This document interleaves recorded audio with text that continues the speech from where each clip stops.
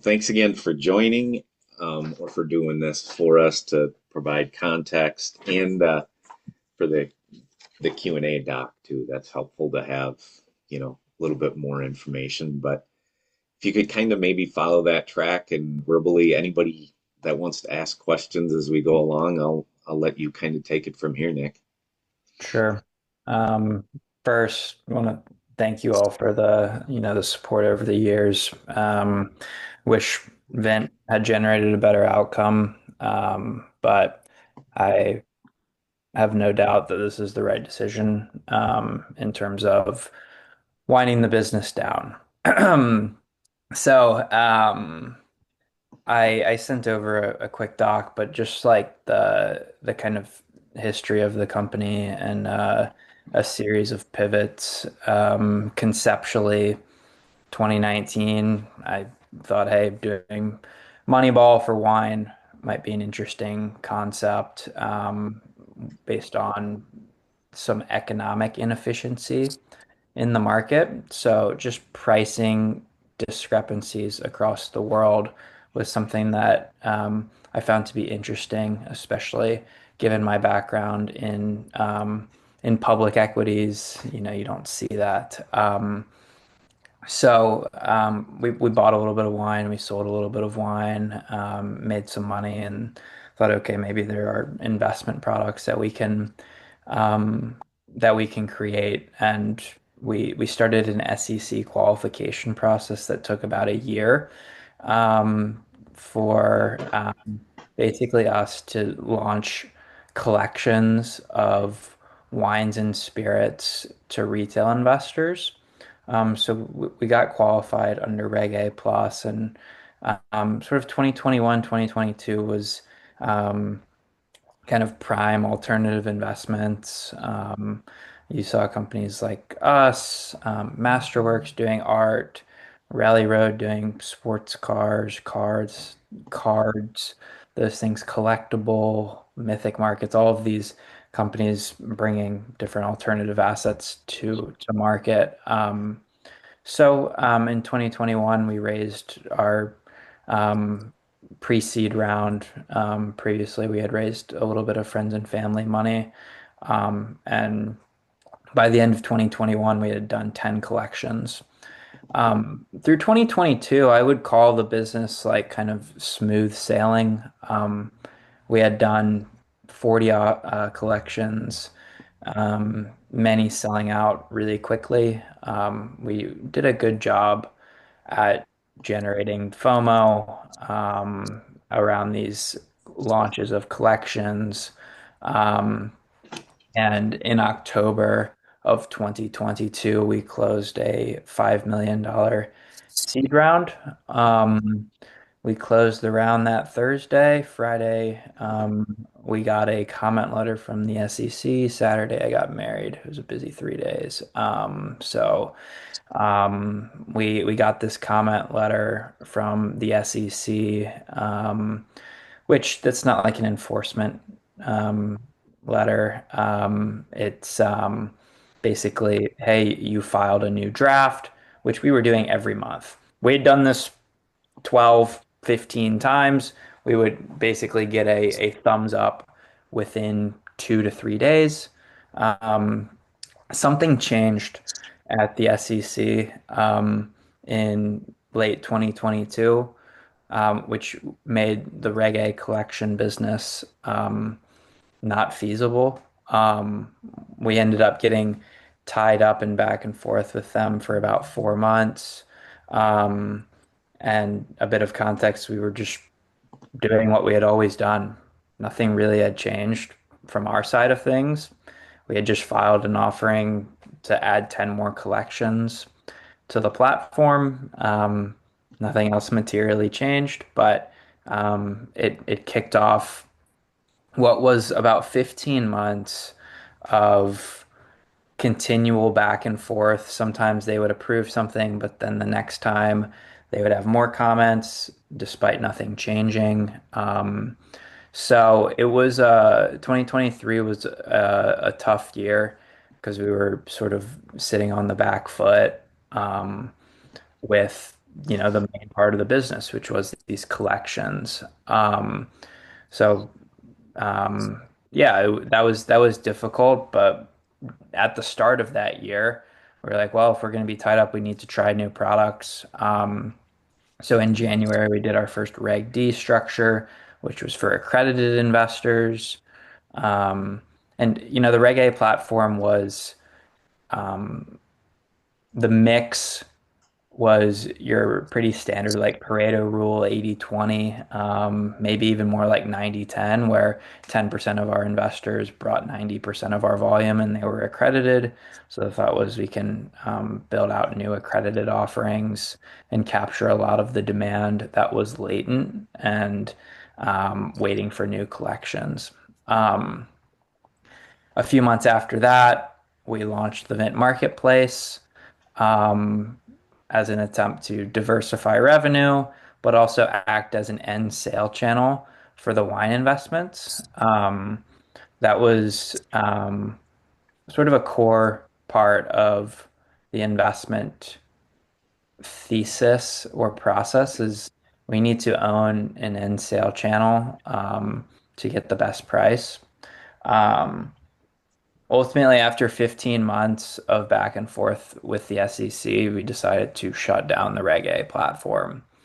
Um, it wasn't just regulatory pain that led to that decision, but one of the requirements of the SEC was that we had to buy the assets in advance and then file the paperwork. So we were highly efficient at buying, asking for incredibly delayed payment terms, filing paperwork with the SEC, getting approvals, bringing them to the website, getting them sold out, closing the escrow account, and trying to create this negative working capital cycle. But with delays, what ended up happening is at one point there was, $2 million worth of wine that we had to pay for because we had planned out for 3 months and the SEC kept delaying us. And it was this, I guess, almost like an inventory challenge that would only compound as we grew. Um, so, yes, it was regulatory, but it was also that piece. Um, 2024 was, I can remember at the end of 23, we were like, well, what's next? We have shut down our Reg A platform. The Reg D side was like, um, it was just fine. It was fine. And to like quantify that, we did 1 million in one offering, 500K, another 400K, and another 250, 250. It just wasn't going to really scale. So we made an attempt at launching a fund specifically for the independent broker-dealer channel. Um, One of my quarterly letters, I wrote about kind of the thesis of the business being you can combine wine investments with a wine marketplace, and you have like um, kind of an Amazon style business for wine and spirits, where you have all of the supply, you have competitive pricing, and ultimately you could have quick delivery. And the broker dealer channel. We made an attempt in that channel because from the investment side, there were three criteria that we wanted. We wanted flexible capital. Um, it's a very flexible channel. We needed it to scale 10, 20, 30, 40, $50 million a year. We saw like oil and gas deals, real estate deals that were doing substantial volume in this channel. Um, and we needed it to be inexpensive to unlock the right price for the wines.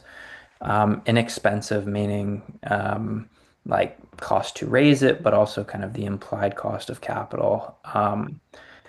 After 9 months in that channel, the sales cycles were just so long. And it was an incredibly expensive channel. decided after very little success in 9 months of that being the sole focus that um, the sales cycles were too long. Um, on the back of that, the final wine investment product that we attempted was the QSBS rollover wine investment product, which is founders who sell secondary before year five or sell their business before year five don't get QSBS. Oh, They could put it into wine. They could hold wine for the remainder of the period, 12, 24 months, and they would get the QSBS benefit. So we had tried collections, we had tried funds, we had tried all of these things. We had created a product with this QSBS rollover product where the quote unquote investors in wine should be happy with a 0% return. Like we don't even have to make them money. They're saving 30% on taxes. The like implied IRR on breaking even and something like that is amazing. It's like 20, 30% depending on your state. Um, from September to June of 25, we talked to um, about 100 founders. Um, and we had two people do the wine QSBS rollover. It didn't feel like a good close rate. And we were talking to serious founders anywhere from, a couple $100,000 to talk to multiple people who had made $150 million at exit who needed QSBS rollovers.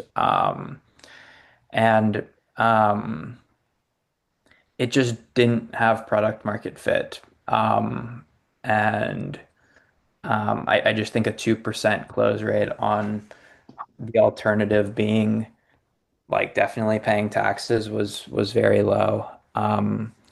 So it like in summary, why this decision was made is we never found product market fit for wine investing.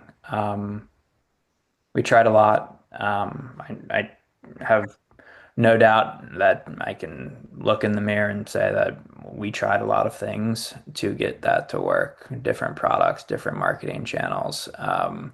We tried. Um, and then the Vint marketplace, ultimately, after operating that business for 2.5 years, it was challenged on two fronts.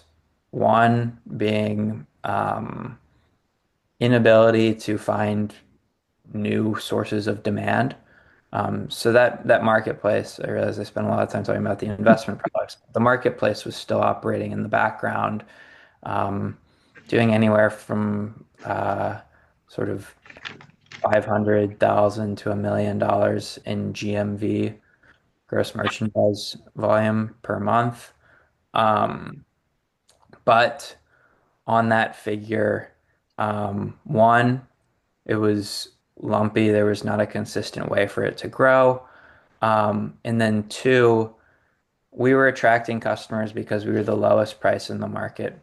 We were selling a lot of wines called pre-arrival wines, um, and those are effectively UK merchant wines.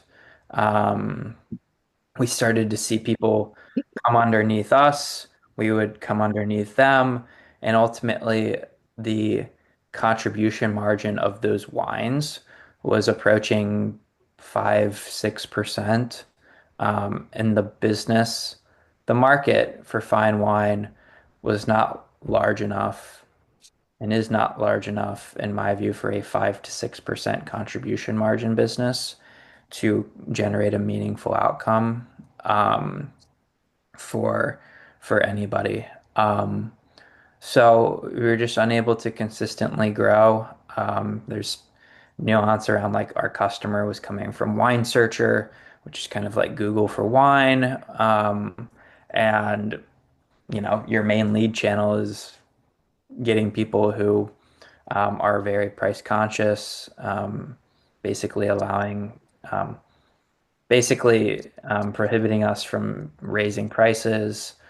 Um, and I think um, the fragility of this business showed itself earlier this year, where Q1 was a great quarter, and um, I had felt the business was kind of on a knife's edge, and it was a good quarter. The business was off 80% in April, with tariffs, and just like noise. So the fragility was another piece where, you know, any month of the volume could dry up. And so the decision was made early June. I laid off a number of people on the wine team and effectively have put the business into a um, M&A slash wind down. Those two things are running parallel with each other. So the M&A side, trying to sell the Vint marketplace, trying to sell the sort of the management of the wine investment portfolios. A few people are interested in that, but also selling down what is $12 million of um, wine investment assets and making sure that customers who buy wine through the Vint marketplace receive their wine. So managing that and fulfillment because that's still running. Um, so that is the story of this business. I wish it hadn't gone this way, but that is the story.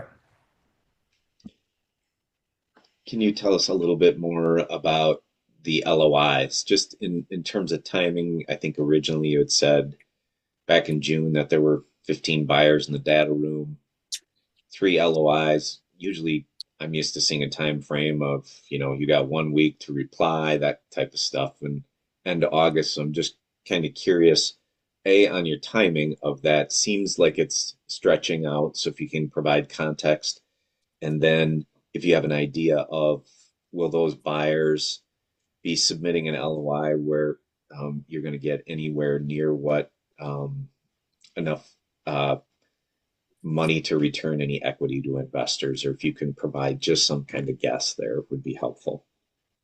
Sure. Um, so yeah, I've run a process. I got three LOIs. I said yes to one. He stopped responding, and then he said he was rescinding the LOI after I had said yes. That was $1 million um, stock deal. The second is a $500,000 deal for just the Vint marketplace assets. Um, when the $1 million deal fell through, I reached back out to this guy and said I would like to move forward. So I'm just waiting on um, an update to the date of the LOI from him, and then hopefully we'll be moving forward with that into a 90-day diligence period, um, working to a close in October, November. And then the last was a $100,000 like customer split deal. Um, so it will not clear the pref stack. It will not come close to clearing the pref stack. Wine access, like the word on the street that I heard was like mid to high single digit millions. And they're a much bigger business than us. And it took them 4 years to sell their business. Um, there are not many like great natural acquirers for this business. I've reached out to them if I thought they were a good one. But it's a difficult time in the wine market. So like if I'm telling you what my gut is telling me, um, I'll My gut doesn't tell me great things on the M&A front. Just having talked to these buyers, like I'm going to continue to try, but um, that's just what my gut tells me. How big of a loss do you anticipate when you flood the market with $12 million of, of sales, versus, stretching it out over time? I'm just curious how big of a compression you'll see there. Yeah, so we've been more actively selling for the last like 3 months because we didn't want to flood the market per se. We wanted and continue to want to be as thoughtful as possible selling through these, but also ensuring sort of expediency of working through them. So um, the the way that I think about it is there are the two buckets. There are Reg A and there are Reg D. There are different products. Reg D is like a recycling buy, sell, buy, sell. Reg A is buy and hold.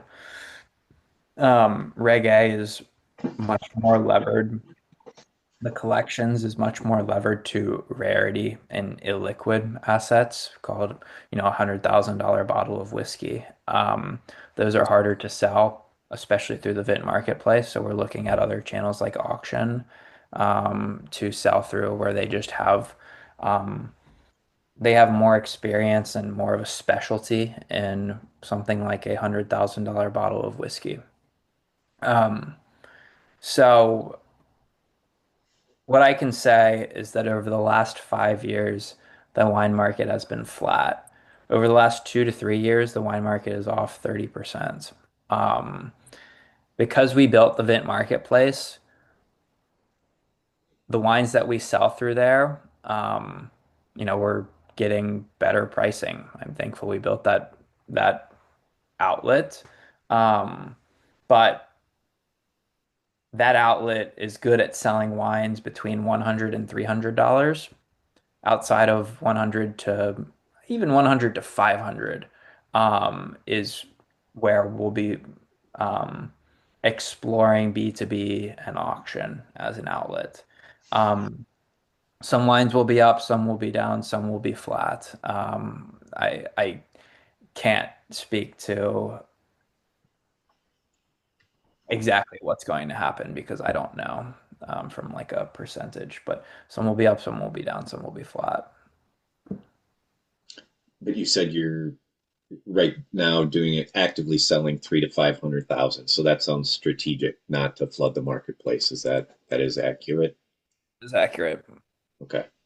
Um, and on average, you're saying $100 bottle of wine is now worth $70 on average.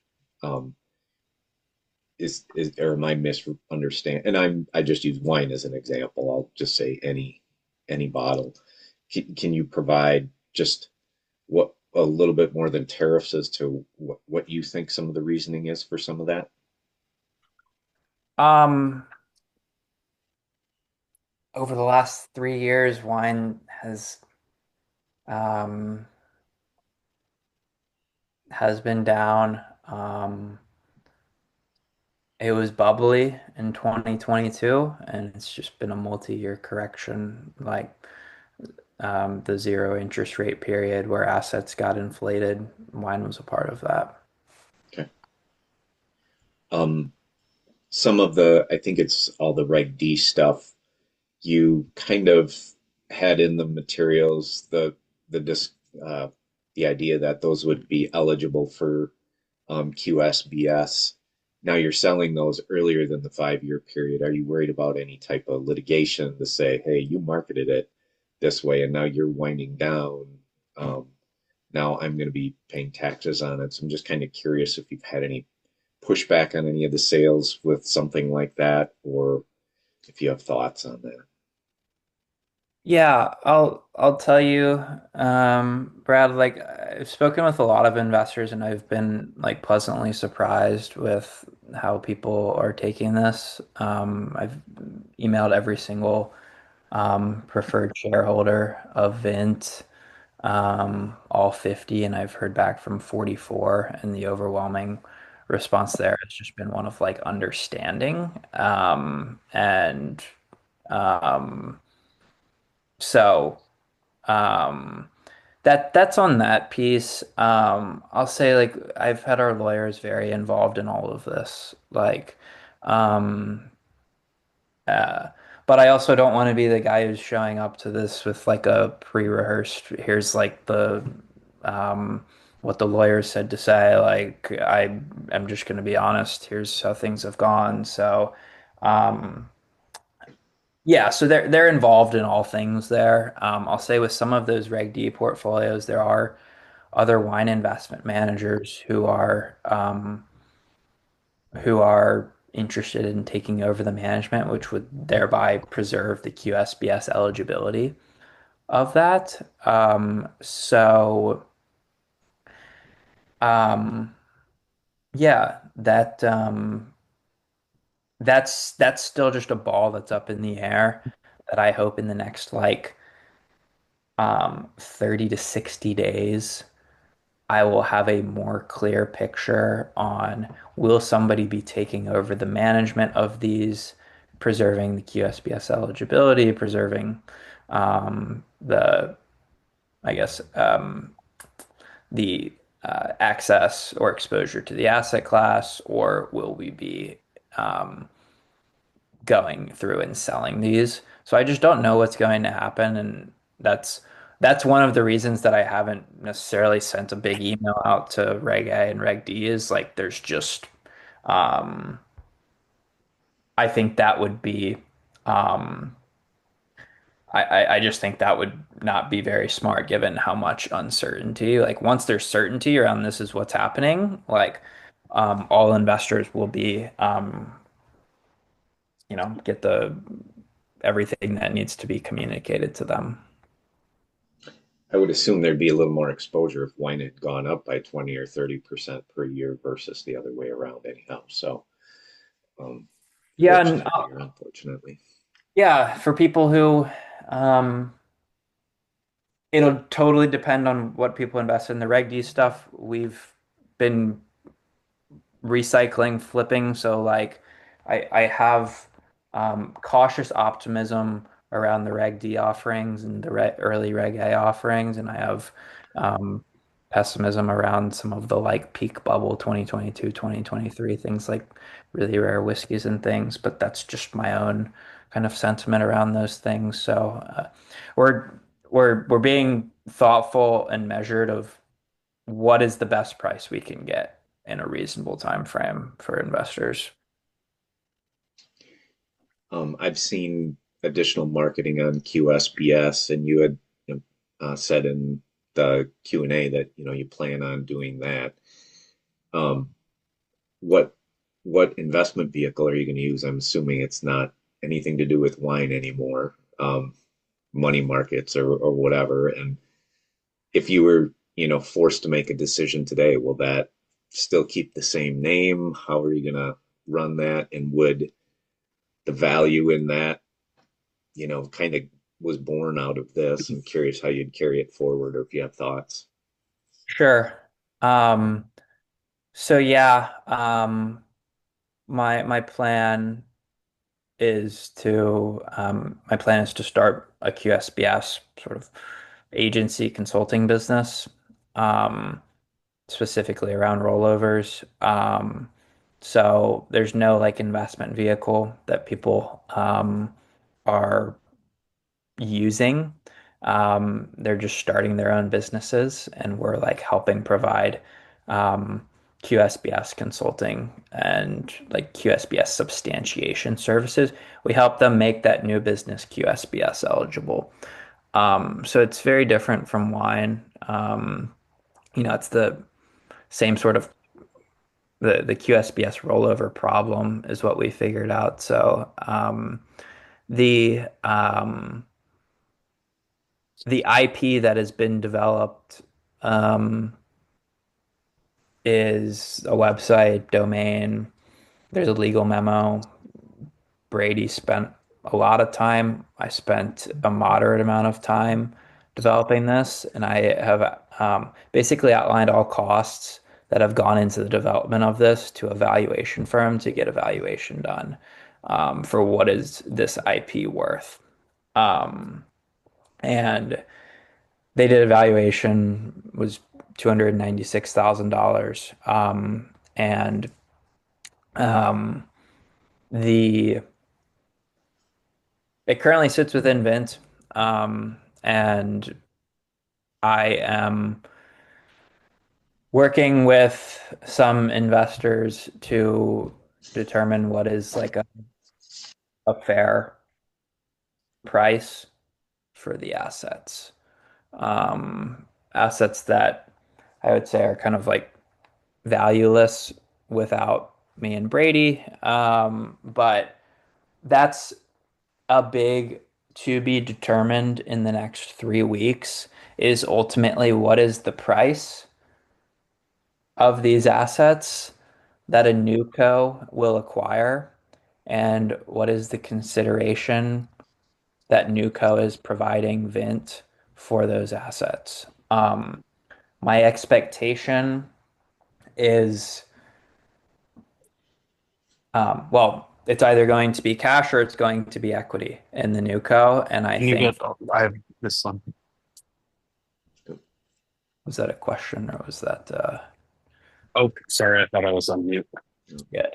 Um, so that's it will either be cash or it will be equity. It might be a combination of both.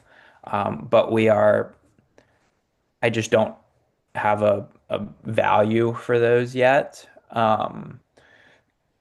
I will throw this out.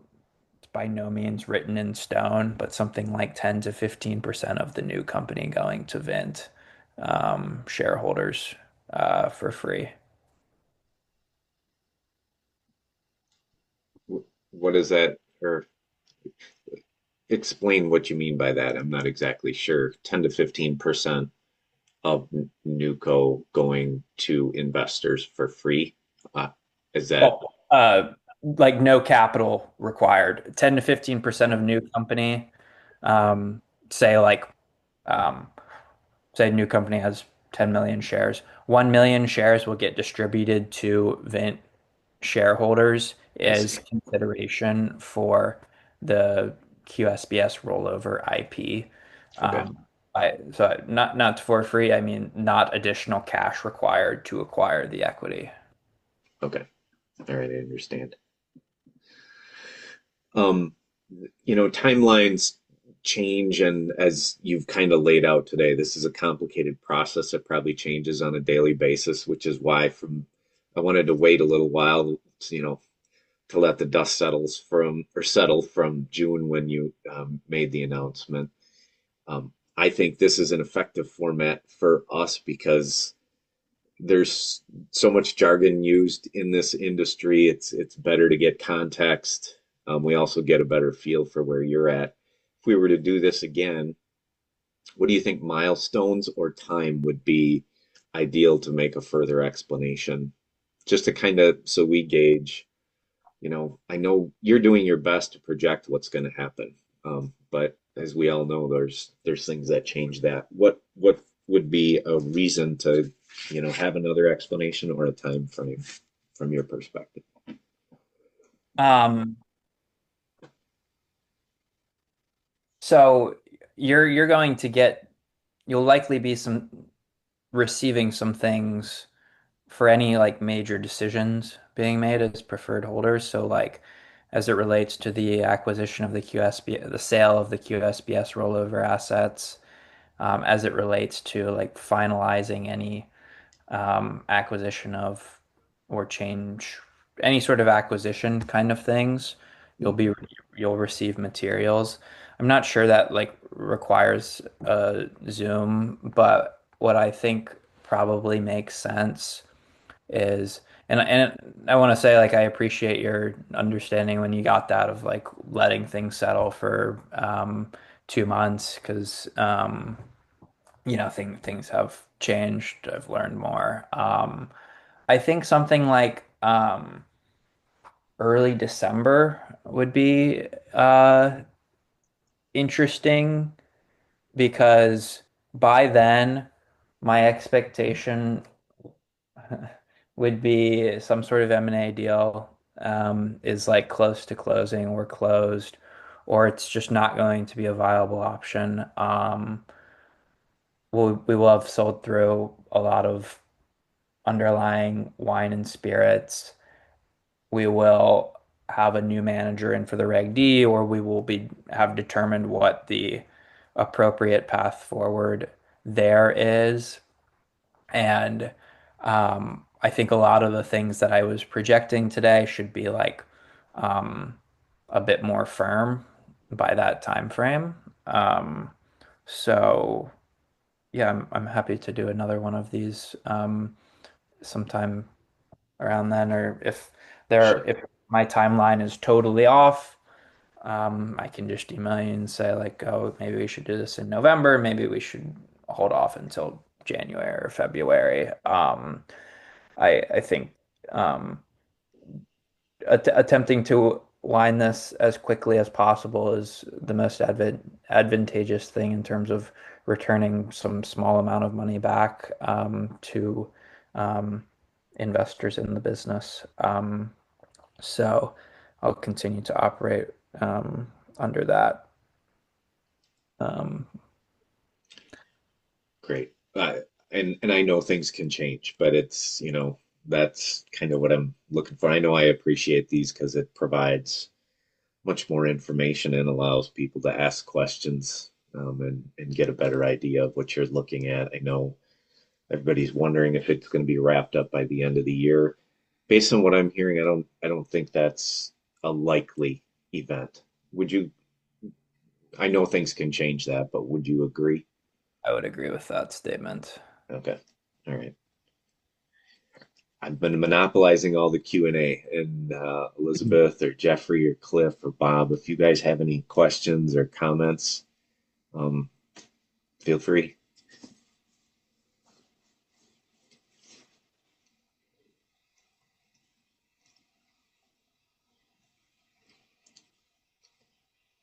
Well, if anybody thinks of any, Well, go ahead, Bob. yeah, no questions, but appreciate the update. Nick and Brad, thanks for organizing and preparing for it. Um, I think it's good. Any information is good at this point, whether it's good or bad, just so we know what's going on and not speculating. Tough time, Nick. Appreciate your concern of your investors as well as yourself. Appreciate that a lot, and hope you can find a good pathway to go forward here. Exactly. Appreciate that, Bob. Awesome. Well, if we think of anything else, or as you send updates out, all the investors will get those. If we have more Q&A, we'll follow up with you. And I appreciate you. Sometimes in the past, I've had a few founders where when things aren't going good, they just go radio silent. And I want you to know how much we appreciate your willingness to communicate, because it's so easy to talk about when a victory is, destined for something great.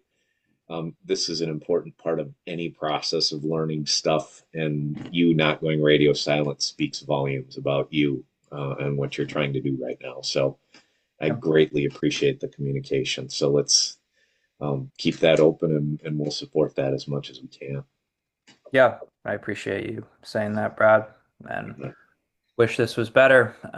But again, I will keep you all posted as things continue to progress. And thanks for the questions and hearing me out. All Just let me right. know if you have any other questions. All right. I'll be in touch and maybe reaching out for doing this again in December or when that time seems appropriate. So, Sounds If we good. come up with any ideas or leads, we'll be sure to also be in touch. So Yeah, appreciate that. Thanks, sounds Bob. good. Thanks, Brad. Thanks. Have a good Thanks. one.